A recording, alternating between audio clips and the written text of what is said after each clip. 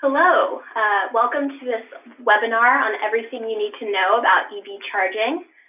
Whether you've owned an electric vehicle for several years or you're just starting to think about purchasing your first one, I am glad that you could join me today for this lunchtime webinar.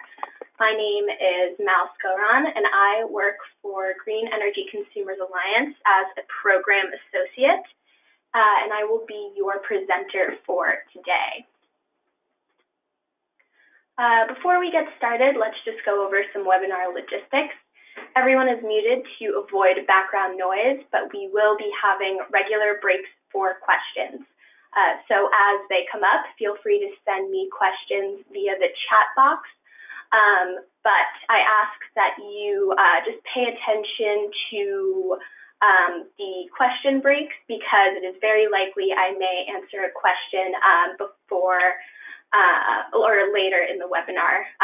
So feel free to use those question breaks. All right, so let's get started. So Green Energy Consumers Alliance is a nonprofit, and our mission is to harness our power as energy consumers to speed the transition to a low carbon future.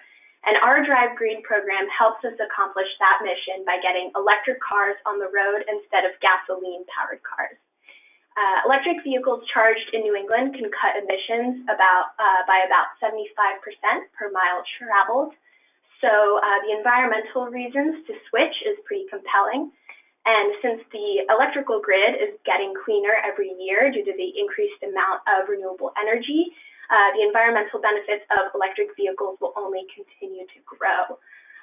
But electric cars are a new technology, and so making the transition from gas to electric can be a little intimidating at first, mostly because charging an electric car is pretty different from how gasoline is pumped. So this webinar is meant to help clarify how easy it is to charge an electric vehicle and how it can integrate into your lifestyle so that you can feel ready to make the switch, whether you are looking for a new car right now or plan on it in the next couple of years. So in this webinar, we will talk a little bit about how charging works and the way that EV drivers do the majority of their charging, which is at level 1 and level 2 speeds. Then we'll talk about both public and private charging options, as well as how to use the fastest charging option, which is called level 3 or DC fast charging. And then finally, we will finish the webinar by talking about what it means to smart charge and how electric vehicles can have a positive impact on our electrical grid overall. So let's get started. Before I dive into charging, I just want to say electricity is not always the most intuitive thing to think about, and so knowing a few key terms can really help understand what's going on with charging. So let's all get on the same page in terms of vocabulary. Now, don't worry, this is not a class in electrical engineering, but if you are going to be seeing these terms thrown around as you learn to charge your electric vehicle, it's good to have a general sense of what they mean. And it does help to put electricity in the context of something that is more easily visualized, such as water flowing through a pipe. So with that analogy, the first thing to think about when charging an electric vehicle is voltage. Voltage is an electrical potential, and it's determined by the power source. So a regular household outlet delivers about 120 volts AC, but there are higher voltage outlets as well that can support appliances that need a lot of power. So basically, high voltage means a high capacity for electrical flow. You can think about it as the diameter of a pipe. So bigger pipe, bigger potential for flow. Current is the second thing that's really important to understand charging, and it's the easiest to understand. So it's basically the speed of flowing electrons through a wire, exactly analogous to the speed of water flowing through a pipe. How much current flows out depends on how much power is required for whatever device you're using. Devices automatically draw whatever current they need, and so the role of a circuit breaker in any system is to make sure that the current is managed at a safe level so that it doesn't surge up and overload electrical wires. And finally, power. Power is the one that we really care about when we're talking about charging speed. Power is defined as energy delivered in a given amount of time. So higher power generally means faster charging, and it depends on both voltage and current. Increasing either of those two things will increase the power that you have, and that will increase your charging speed. Finally, energy describes how much storage capacity is actually in the battery. So that is what translates to miles that you can drive in your vehicle. So what does this mean for an electric vehicle? Well, the two biggest questions that people have is generally, how far do they go and how fast can they charge? The first question is determined by three different factors. The first is the size of the battery. The size of your battery determines how much energy you can store in the car. So the more energy, the more driving range. Efficiency describes how good the car is at converting energy into miles driven. Bigger cars are usually less efficient, but efficiency can vary depending on road conditions, driving style, and how fast you drive. And then finally, weather. It is pretty surprising how big of an impact the ambient temperature makes on a vehicle's electric range. Batteries have an ideal operating temperature, and so in the winter, you need to use more energy from the battery to keep it at the right temperature, which cuts into your range a little bit. In the summer, when the weather is nice, you'll get way more miles out of your car than is estimated for the year-long average because the temperature is better for the battery. But, of course, the other big question that we have is how fast we can charge. Charging is basically the process of transferring energy from an outlet to the battery for storage. And so the power source that you have is a major factor that limits how fast you can charge. After all, you can't draw more power than is available from the source. The other limiting factor is the onboard charger, which is located inside the car itself. The terminology is a little confusing here because usually when people say charger, they mean the cable that connects something to the power source. But an onboard charger is not a cable or a charging station, which is listed in green there on the diagram. The onboard charger is on the car itself, and before energy can be stored in the battery, the power has to be converted from AC power, which is what the outlet spits out, to DC power, which is what the battery needs to store. And so that's the role of the onboard charger. So even if you're plugged into a charging station that delivers a ton of power, the car can only process all of that power so quickly to store in the battery. I'll clarify exactly how that affects charging in a little bit. So if you have a question, I'll ask you to hold on to it for now. But I will just say that weather also impacts how fast you can charge as well. So keep that in mind. So let us talk about level 1 charging, which means using a regular household outlet. All electric vehicles come with a cable that plugs into the car into a regular outlet. It's exactly like charging a smartphone if the battery was about 10,000 times bigger. The port for this type of charging is pictured on the screen there. All electric cars have a J1772 port for level 1 and level 2 charging, except for Tesla, which uses its own proprietary port for all of its charging. The key thing to remember here is household outlets don't deliver a lot of power. You can get about 4 miles of range per hour of charging using a regular outlet. And that can really vary between 2 and 6, depending on how cold it is, but 4 is a good year-round average. And I know what you're probably thinking.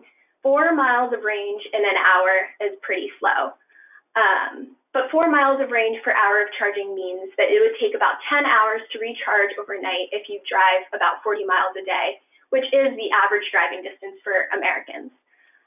People underestimate how useful this really is. For many commutes, this is plenty. And remember, you're not just sitting there doing nothing when the car is charging.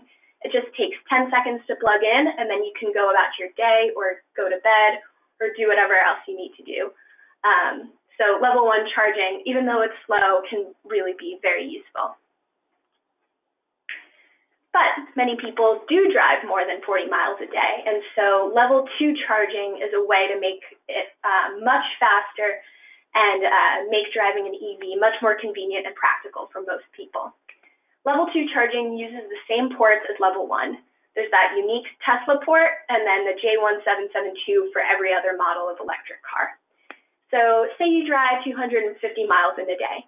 You can recharge the entire car overnight by plugging into a level 2 station, which you can see in the picture there.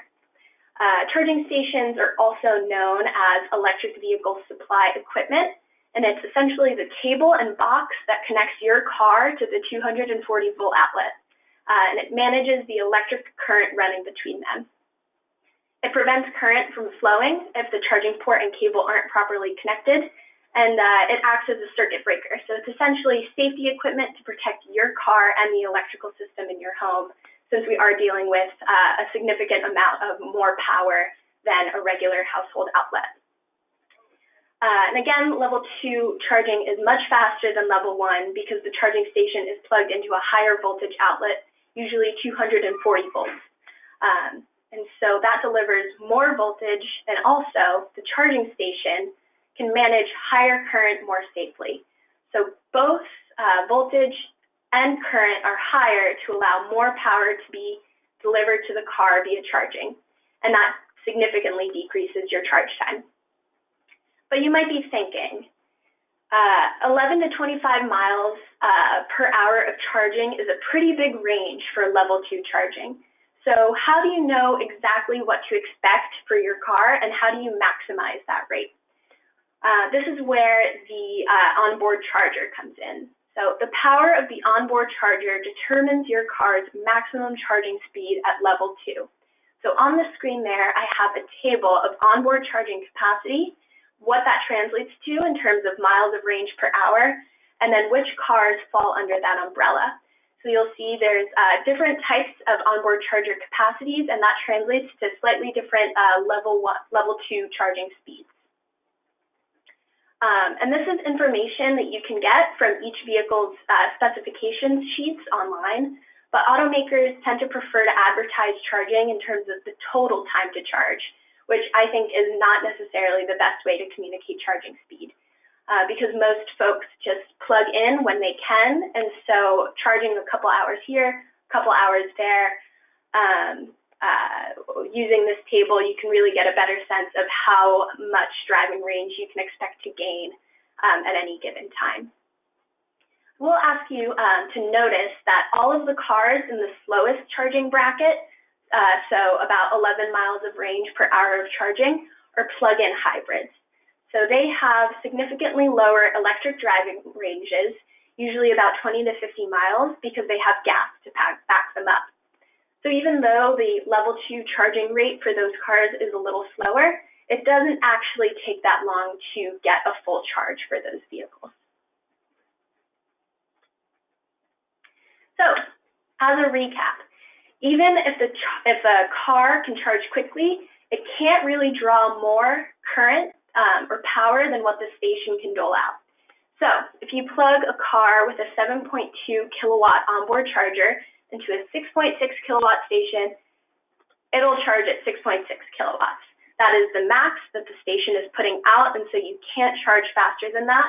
And that would give you about 22 miles of range in an hour, even though your car could probably get about 24 miles of range in an hour at its max. In another situation, though, if you take that same car and plug it into a 10 kilowatt station, it'll charge at its max. That 7.2 kilowatts will give you about 24 miles of range in an hour of charging. And I will say, in theory, automakers could improve this figure by making the onboard charger more powerful, but that would add significant weight and complexity to the car, which would then cut into efficiency and therefore driving range. So they're really trying to create a balance of a car that charges fast, but also can go far on a single charge. So there is a balance there. So that is the end of the really technical stuff for now. We'll get into how fast charging is possible a little later. And up next, we'll be talking about charging at home and in public. But I will stop and take a look at questions.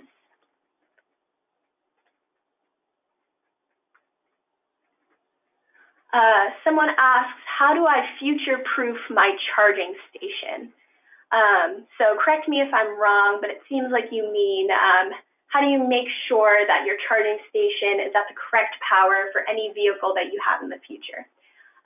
I'll say that most people decide to go with a charging station that's about 7.2 or 7.6 kilowatts, but I would recommend going with a charging station that matches the onboard charger capacity of your car.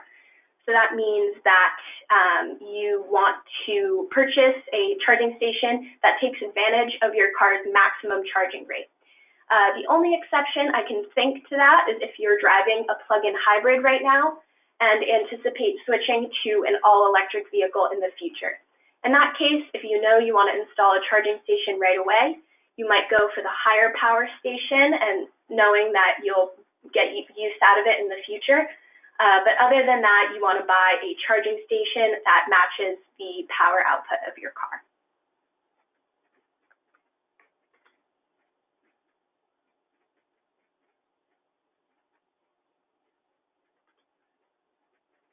Okay, and that is the only question that I see right now, so I will move on.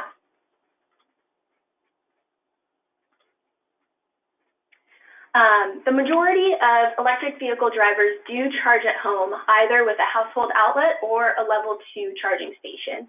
It's super easy, it takes 10 seconds to plug in, and you can completely eliminate the time you used to spend driving to and from gas stations.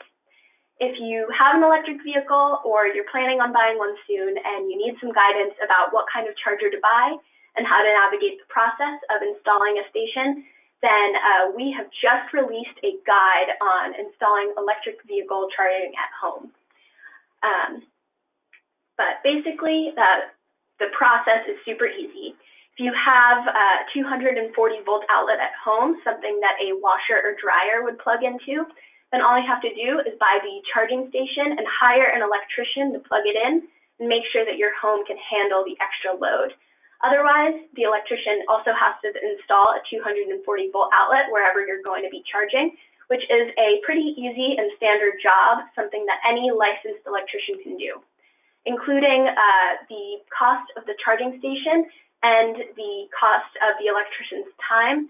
It usually costs about $1,000 to install charging at home.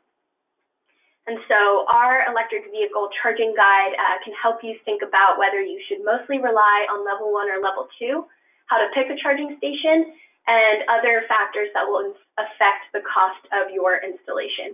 So I encourage you to check it out. And I also recommend our charging guide if you think you want to install level 2 charging in your home, because there are hundreds of available charging units to choose from. The most basic and inexpensive models are basically just a plug with a circuit breaker that controls the flow of electricity, but there are lots of features that differentiate different units. The most important factor, as I mentioned earlier, is how much current the station delivers, which in turn affects how much power you get out of the station. So you want to buy something that matches the onboard charger capacity of your car. And it's really important to not blow your money on a super high power charger that won't actually make your car charge faster.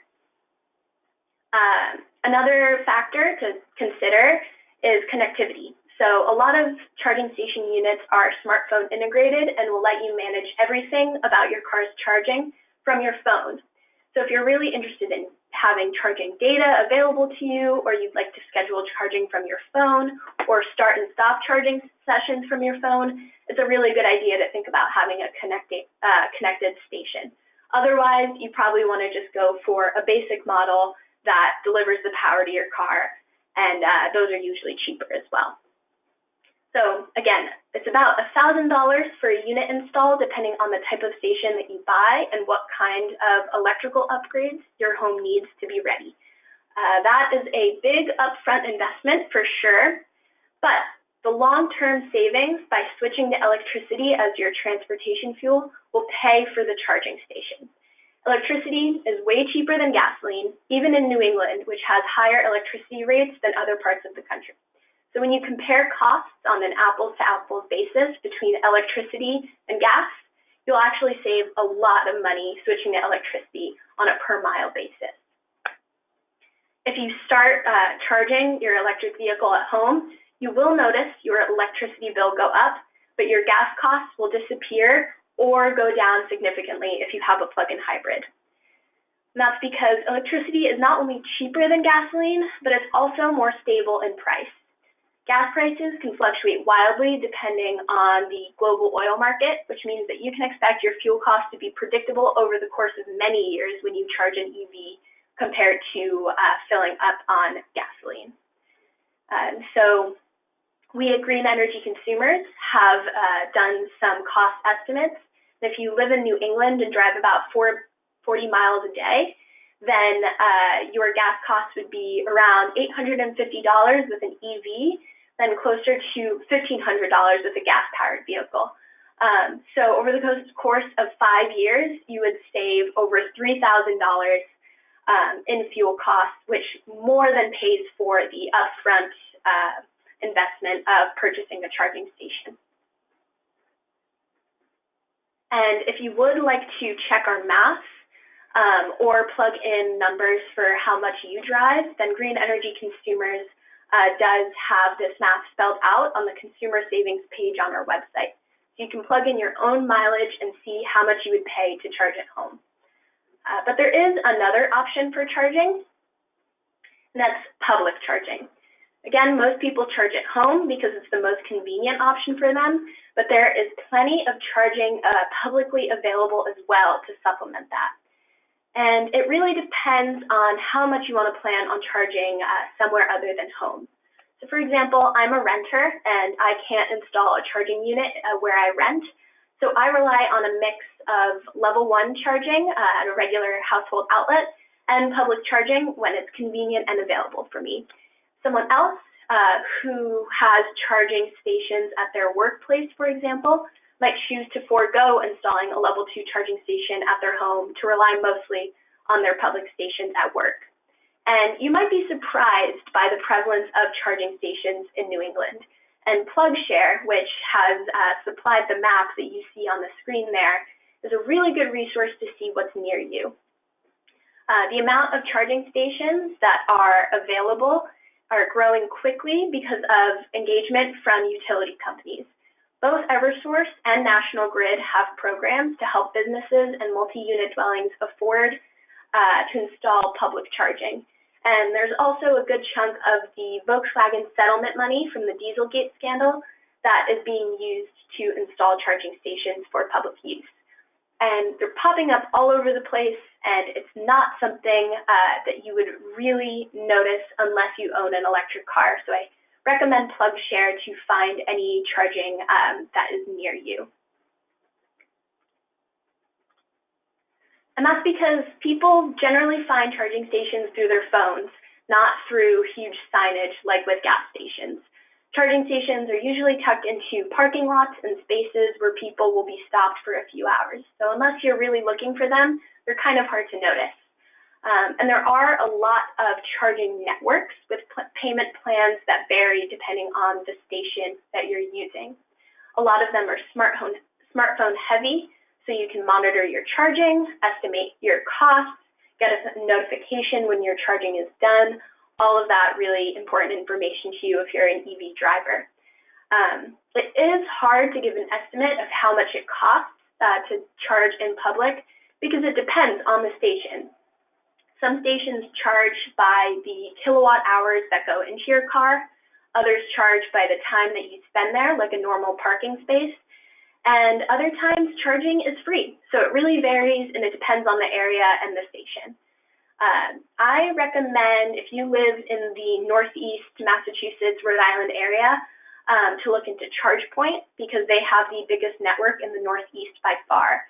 So if you do own an EV and you're thinking about using public charging, it's worth having a ChargePoint account for the convenience of it.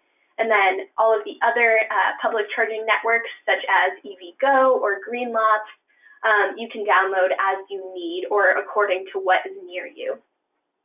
In addition to all of these charging networks, there are also a lot of non-networked stations available in public.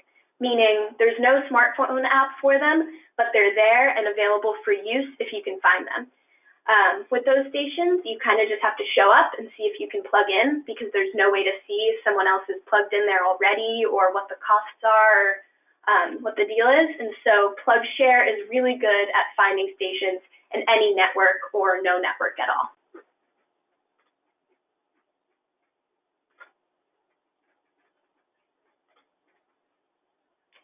As an example of how to use PlugShare, let's pretend I am taking a trip to the Roger Williams Park Zoo in Providence. While planning my trip, I might look at the charging map to see if there's any charging close by. And look at that, there is a station right in the park, and I can see that from the map. And on the PlugShare app, I can see what kind of plug is available, how many there are, when it's open, what else is around, if someone else is plugged in already, all of that information that might influence my decision to go there and charge. The PlugShare app also says that the station is a ChargePoint station. So then at that point, I might switch to the ChargePoint app, look at the website, and see it's a 6.6 kilowatt charger that I can use for free. So this is essentially free fuel that I can use when I am parked at the zoo. So say I spend 3 hours there, that would mean about 60 driving miles that I don't have to pay for if I have an all-electric car. So in this case, even though I might not necessarily be going to the zoo every weekend, it's handy to know that these tools exist to help me find charging when it's convenient and available.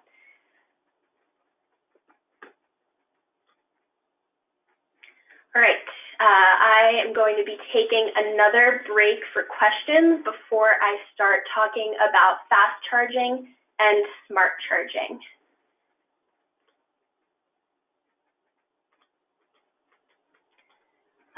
So someone asks, how would a charging equipment affect the performance of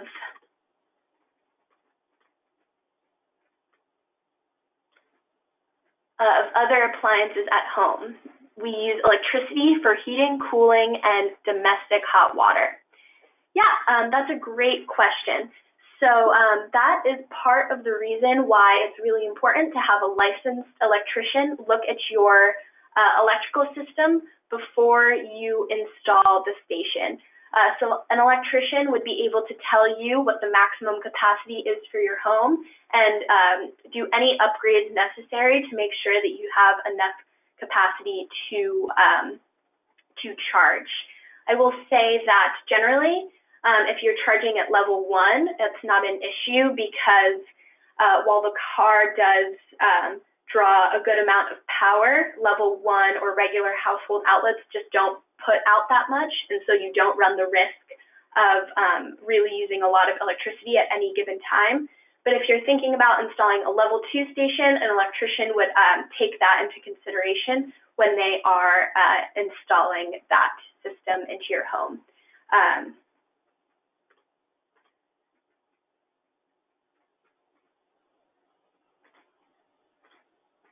Someone asks, does the Zoo charger work for Tesla cars? That's a great question. So I mentioned that the port type is different between Tesla cars and every other vehicle for both level 1 and level 2 charging. There are adapters that exist for Tesla vehicles so that they can plug into J1772 type ports as well and be able to charge for those systems. So if you're a Tesla owner who wants to take advantage of charging that does not include the Tesla port, then you would just have to buy the adapter with your vehicle.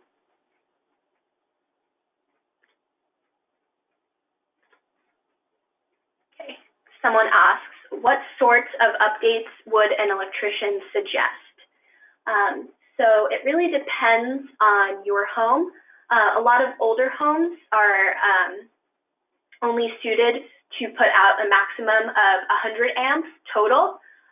The standard now for new homes being built is 200. So for example, if you were a person with an older home that only has an output capacity of 100 amps, and you decided to install charging in your home, you would need to upgrade your home system to be able to put out 200 amps of current to support level 2 charging. That is pretty rare. I've only heard that happen a couple of times for folks who have wanted to install charging at home, but it is a possibility. And if you are interested in learning more about what kinds of upgrades an electrician might suggest if you're wanting to install level 2 charging at home, then I would recommend reading the Installing Level 2 Charging at Home guide that I mentioned previously, because we have all of those potential situations outlined there. Someone asks, what are the pros and cons of installing a home charger outside versus inside a garage? That's a great question. So generally, it is easier to install a charging station inside of a garage for multiple reasons. Number one, there's a security aspect to it. So if it's inside of your garage, it's protected from the elements, it's not exposed to rain or snow. And so the charging station itself doesn't have to be as robust in its construction. The second reason it's easier to install a charging station inside is because you can upgrade an outlet to 240 volts and then just plug it in. If you're planning on installing a charging station outside, it actually needs to be wired into your home's electrical panel, which tends to be more expensive. And that's because, again, if it's exposed to the elements, there's a potential you just want to make sure it is as safe as possible. So if it's outside, installation tends to be a little bit more expensive. So if you do have the option to install a charging station inside of a garage as opposed to outside, then that's what you want to go with. If you don't have a garage and your only option is to have the charging station outside, then that'll work, but that is one of those factors that will increase your installation costs. And again, the Installing Charging Guide at Home talks a little bit about that as well. Okay, those look like all of the questions that I see for now. Thank you for having a bunch of good ones. And I will move on. For the most part, level 1 and level 2 charging will meet your needs for driving daily. But most people, when they're thinking about the driving range of a vehicle and the type of vehicle that they want, they are concerned about the occasional, very long drive and plan on buying a car that will support them on that journey. So for example, let's say you drive from Boston to Philly. That's a little over 300 miles and would be just out of the range of the 250 miles that most all-electric cars get right now. So there needs to be a charging speed that accommodates the occasional long trip. DC fast charging is the answer to that, and it allows electric vehicles to charge much faster despite the limitations of the car's onboard charger. As a reminder, the onboard charger is required to convert power from AC to DC, but there's a way around that. If the power from the station that you're plugged into is already in DC form, then you can bypass the onboard charger and allow energy to flow directly into the battery.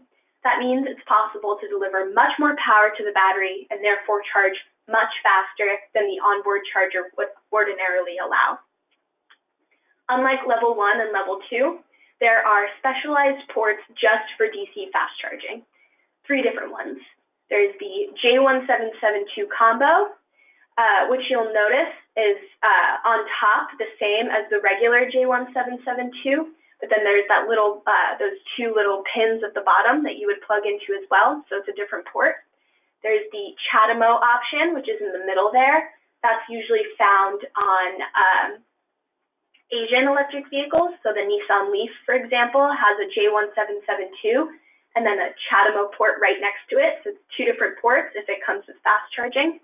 And then finally, again, Tesla has its own unique proprietary port for all 3 levels of charging. And if you feel overwhelmed or confused by the plug types, that is really okay. You only need to know what kind of port your car has, And then all of the cool charging station locator apps that I was talking about earlier will show you what's compatible with your car only. So there's no, showing up to a station and then realizing you can't actually plug in, because you can filter what kinds of charging stations you see based off of what your needs are and what kind of car you have. It's also important to note that not all fully electric vehicles have DC fast charging as a standard option. So when you are buying a car, make sure that there is a DC fast charging port there because it will come in handy. I think more and more cars are having them be a standard, but there are quite a few cars where it's an additional option, and I highly recommend going for the option because it'll come in handy at some point if you're an owner. So just make sure that that car that you buy has a DC fast charging option. So how much faster is fast charging? Well, most stations that are available in Massachusetts and Rhode Island right now have a power of 25 kilowatts, but most cars have a maximum capacity of 50 kilowatts or 100 kilowatts. So the box in green there lays out all the different speeds and what they translate to. 25 kilowatts is 50 miles in 30 minutes. Moving all the way up to 150 kilowatts, which would give you 150 miles in 30 minutes.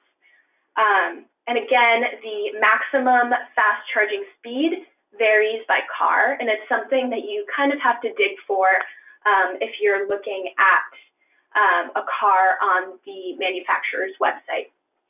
So for example, the Nissan Leaf Plus has a max charging rate of 100 kilowatts, so you have a potential for fast charging there. Whereas the Chevy Bolt has a 50 kilowatt cap.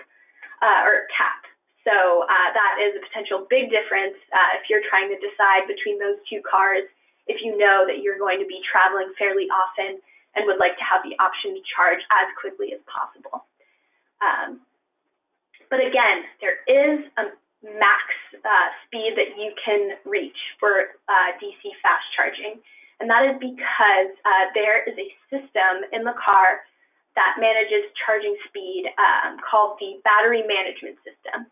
It's basically the software that keeps the battery at the right temperature.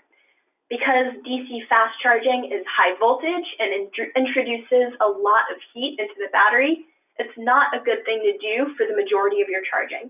You really want to be sticking with either level 1 or level 2 for the majority of your miles, because those speeds will probably meet your daily driving needs and don't introduce as much heat into the battery.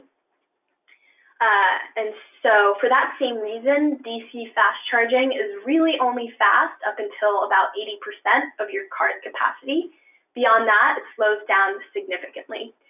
So as an example there in the graph, you can see for charging the BMW i3, charging speed is pretty consistent up until it gets about 80% full or 60% full for a smaller battery, and then it drops off pretty quickly. So DC fast charging is fast up until 80% capacity, then slows down a lot. Again, I want to emphasize, DC fast charging is not meant for daily use, but it's really, really good for supporting drivers on long trips. So it's important that we build up this network so that people who are interested in making the switch to an electric car can feel good about making those long drives. So pictured there is a map of just the DC fast charging stations in New England. And the more fast charging there is, the easier it will be for people to make the switch. Installing these stations, though, is pretty expensive, and so the priority for them currently is to put them along highly trafficked corridors where there's a lot of through traffic. So there are plans to install a bunch along the Mass Pike, I-90, I-95, and other major corridors in the Northeast, because that's where they'll get the most use. That's where it makes the most sense to put that investment.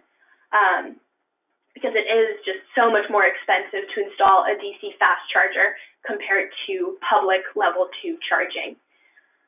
And that's great and important, and I want to emphasize that Even though DC fast charging will make charging a lot more convenient, and it's much faster than what we can do with level 1 or level 2, it is not meant to compete with the 5-minute refuel time of gasoline. DC fast charging rates, I'm sure, will get faster in the next 10 years, but charging is just different from gas, and part of making the switch to an electric car is changing your perspective on what is convenient. We're used to refueling gas cars and it taking 5 minutes, but the convenience of charging an electric car has its own benefits. So for example, if you drive 40 miles a day, then you would probably have to refuel once every 10 days, if not sooner, if you have a regular gas-powered car. You probably wait until you're close to empty and then take a detour to the gas station when you need to, which is just not the model that most people use to charge their electric vehicles. So say you get about 250 miles on a full charge. If you charge at home like most people do, then when you step out of your car, you unroll your charging cable and plug in right there, and it takes 10 seconds. So instead of waiting until you're nearly empty, like a gasoline-powered car, charging is something that you do when you can. So you plug in when it's convenient, you plug in when there's a plug available, you plug in when you're parked at home. And so it's a change in your mindset, but it is not a major lifestyle change. And many drivers who have switched to electric vehicles have stated that charging is more convenient and easier than they thought it would be. So keep that in mind as you are as you're thinking about whether an electric vehicle is right for you. So we are getting close to the end, so I just want to say a few words about how electric car charging will impact our electrical system. As more people switch to electric vehicles, it will increase the total amount of energy that we source from electricity and will lower our demand for oil. Right now, consumers pay a flat rate for electricity per kilowatt hour, regardless of how much it actually costs to deliver that energy to the grid. And so because we as consumers don't see the costs associated with our energy system, because it's packaged as a flat rate, there's a big opportunity to use electric vehicles to lower costs for everyone. So as the chart shows, when electricity demand peaks, electricity costs in the wholesale market also peak, and that increases costs for everyone by making it more expensive to operate the grid. If electric vehicles charge during those peak hours, that's a really big problem. But by managing charging so that we avoid increasing the demand during that peak time, it'll help decrease costs for everyone. It also makes some amount of logical sense for drivers because between midnight and 6 a.m., which is when demand is really, really low, you're probably sleeping and not driving. So that's the perfect time to charge. And so, more and more, we are seeing utilities experiment with EV charging management. They are trying to figure out how to incentivize charging at night and other low-demand times so that it saves EV drivers money, which will subsequently save all electricity users money. So there are two programs that I'm really excited about. If you're an Eversource customer in Eastern Massachusetts, you can sign up for a program that will actually pay you to schedule your charging to be done at night. So that is just one way you can benefit from this, from programs like this. In Rhode Island, National Grid is doing a pilot with an organization called Fleet Karma. Right now, 400 drivers are collecting data on their charging that will help us understand charging behavior and inform decision-making for the next couple of years. So these cool Fleet Karma devices are installed into cars so that we can have charging data and help plan for charging stations and other incentives to save EV drivers money in the future. So these are just two examples of programs that are available now. And as you are thinking about an electric car, or if you have one already, be on the lookout for programs like this because they can further decrease your fuel costs and make sure that your charging has a net positive impact on our electrical system. I can say from personal experience, I have one of these devices plugged into my car. And it is very cool and useful to see all of that charging information in one place. So if you have the opportunity to participate in programs like this, I recommend it. And that is the end of my presentation. So I will take a look at what questions we still have.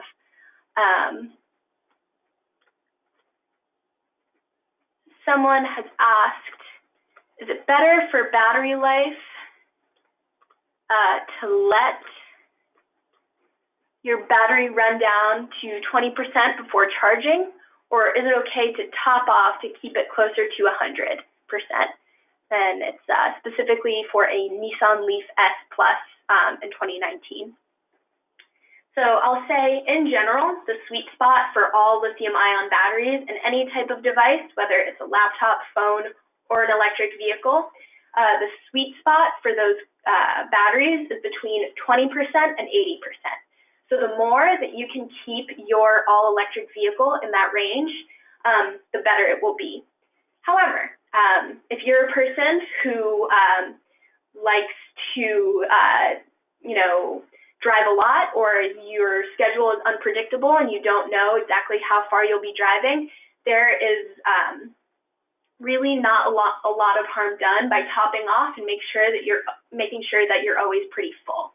The thing that you really want to avoid is, being at 100%, draining down all the way to 0, and then fast charging all the way up consistently. That is something that you only want to reserve for if you're doing those long drives where you're driving hundreds of miles at a time. And so topping off and keeping your battery close to 100% is definitely something that you can do, and it will not significantly harm the battery to do that.